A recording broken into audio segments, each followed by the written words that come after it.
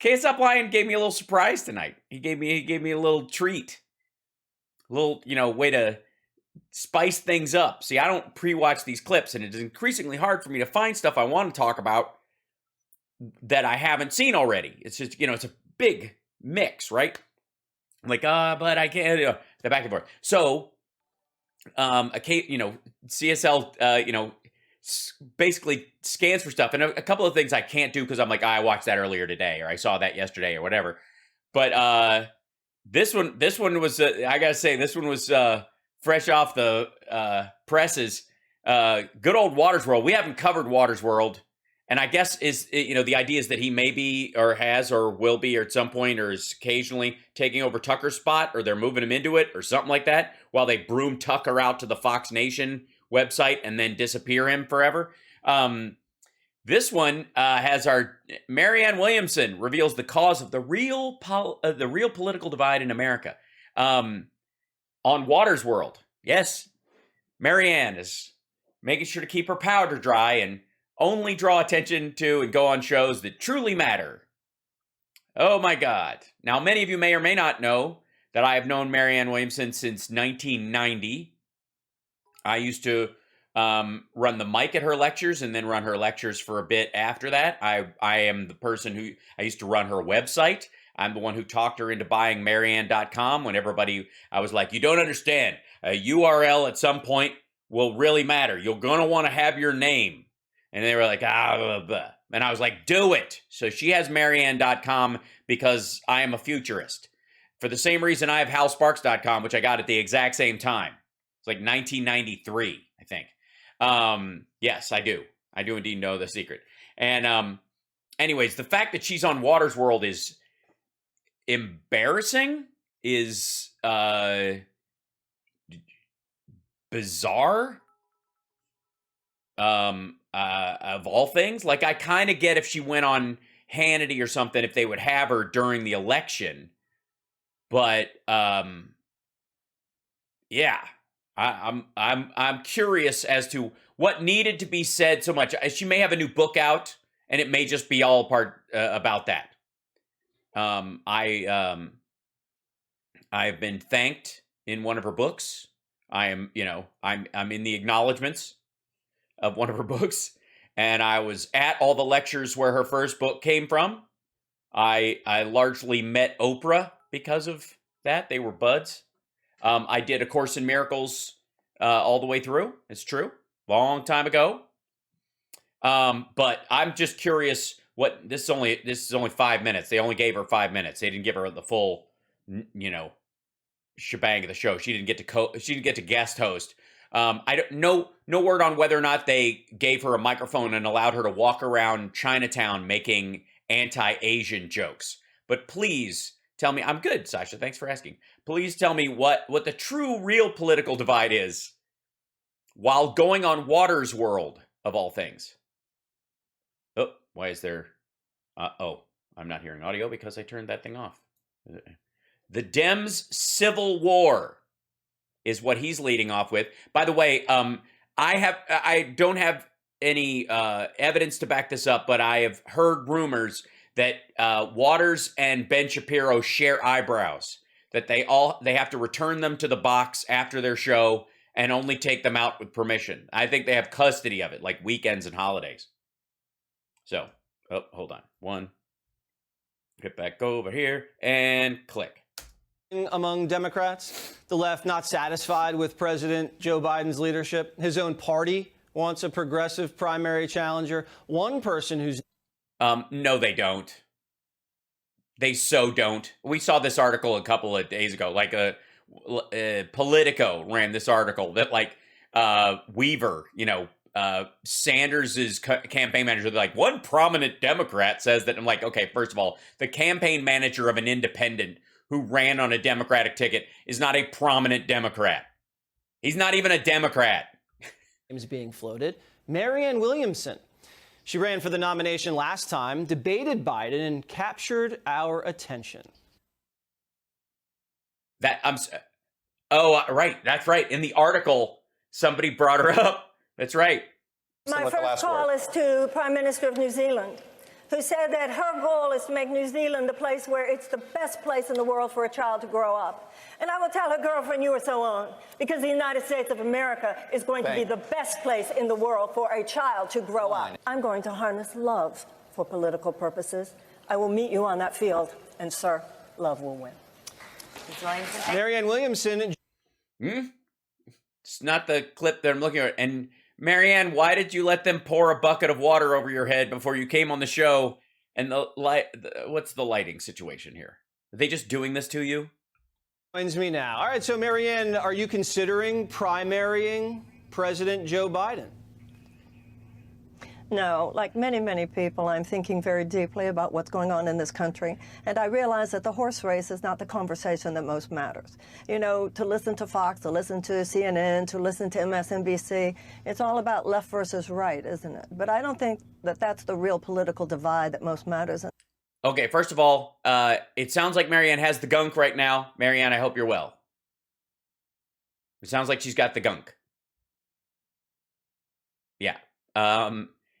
But all right. Country. I think that's kind of a cartoonish version of the political Yes, Jesse, she's calling you a cartoon character, and she's right. divide in this country that makes billions of dollars for political forces and media forces. The real political divide in this country, Jesse, is between the powerful and the powerless. And the powerful... What is Jesse Waters nodding about?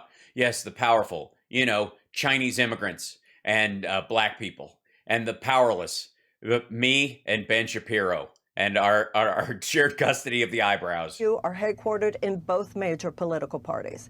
It is the corporate-backed forces, whether it's big pharmaceutical companies, big oil companies, military defense. What about the little pharmaceutical companies and the little oil companies? You know, they do exist. Is it only the top two of each company that are suspect? Like, if you get money from Exxon, you're fucked. But if you get one from Western Indy Petroleum, that's fine. That's considered less because they're same $5,000. All right. Contractors, et cetera, that are obstructing the financial well-being and the greater economic and professional and just personal opportunities of the American people. That's what concerns I would agree me. with Whether or that, not I that run there's for office, definitely I don't know. a big guy versus little guy scenario, and that's always been the case, and that's something this country has to address. In your opinion, as a... Don't nod, Marianne, because he doesn't mean the same people, big guy versus little guy. What he means by big guy is like big... the education department versus little person screaming about ivermectin at a school board meeting. That's what he means, right? Ashland Doyle, that's right. Progressive Democrat, if you still label yourself like that, where do you think President Joe Biden's biggest failures have been so far? Yes, that's while we're on the subject of division and while we need to get rid of it, what's your label specifically, and what's your biggest criticism? Or in year one?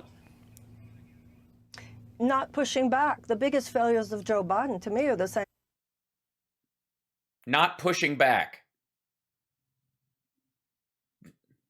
In a loving way, sorry. The biggest failures of Donald Trump and Barack Obama and every president in modern history, which is a refusal to take on in any fundamental way the dominance of these corporate forces. I mean, if you look at the actual economic opportunities of the average American, have they really been that different no matter who?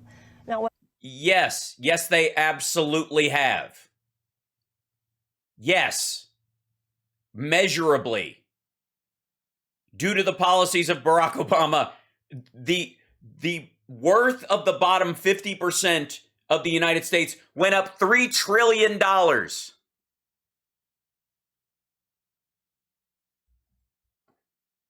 It like we could fucking flip a... Is there really a difference between Trump and Obama, or Clinton with his surplus, and Bush with his, two wars that we, one of which we're, sort of permanent fixtures in, and the other one we just now got out of? the president could do, he could invoke a medical emergency. He could therefore expand Medicare. He could override these vaccine patents so that poor countries could develop them. He could cancel the college loan. He could. He can't cancel the college loan. He can get rid of the interest payment on it. You can't just get rid of it. Like, we've been through this before. There's an element of it you can because the federal government pays for it, but the private institution debt you can't get rid of. The House could pass a bill that pays it off. That's how it works. Biden can't sign a bill and make that debt vanish. He cannot. He cannot. He can't. He cannot. I don't care what anybody whatever anybody's telling you, it's all bullshit. What he can do is sign a bill that sign into law that the House and the Senate pass that actually takes that debt and has taxpayer money erase it. That's it. He could do so much. He could free Assange. He could decriminalize marijuana. There are so many things that could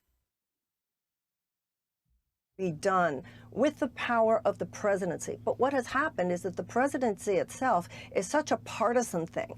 The presidency, no matter whether it's a Republican or a Democrat, should stand unequivocally, the president should stand unequivocally for the rights and the security and the well-being of the American people. One of the things that you talked about left versus right a lot in the debates was harnessing the power of love. And by the way, if it's not just about left versus right, then the idea that he would zero out college debt when the right is totally against it is strange. Even the freeing of Assange or whatever. He is free. We don't have him. How would you harness love if you were president right now in 2022? Well, you know, Lincoln talked about the angels of our better nature, the better angels of our nature. Americans are people. We've got really wonderful things about us, and we've got some things about us. You know, we're just human beings. And some people. Well, speak for yourself, ma'am. I'm just kidding. In this country harness anger, harness bigotry, harness racism. But enough about you, Jesse. Harness some of the worst aspects of the American character. And what we need is a president, what we need is all of our leaders to harness the nobility and the intelligence and the decency and the dignity of the American people. And I think too often politicians on both sides of the aisle speak to the American people like we're not as smart as we are. Oh, that's for sure. And also continue. What do you mean? But in what way did Trump talk down to you, Jesse? Foster this left-right divide rather than really speaking to what is most deeply wrong in this country and how we can work together to fix it. You know, Eisenhower was a Republican president, and he said that the American mind at its best is both liberal and conservative. Okay. There could be a lot more cooperation. Okay. Well, the liberal part of my mind is very little. So like the rest of your mind. I see. That's kind of part and parcel, is it not? It's a lot of conservative. The what part of your mind is very little? Wait. The overall, the general size. I mean, right now, it's pretty much to scale. Part of your mind is very little? The liberal part. But that's okay, as long as there's a little bit there. And that's okay. That's okay. Right. But, Jesse, Marianne, our fellow citizens are not our enemies. I gotta go. I gotta go. This was just a puff piece. I didn't actually bring you on to listen to you. You're just here to give me validity and make it look like I'm listening to people. You were brought on as a prop to create the illusion of balance. You're here to put the TM in the fair and balanced. Okay. And thank you. And thank you for coming on Water's World. Hey, Sean Hannity here. Yeah, I mean,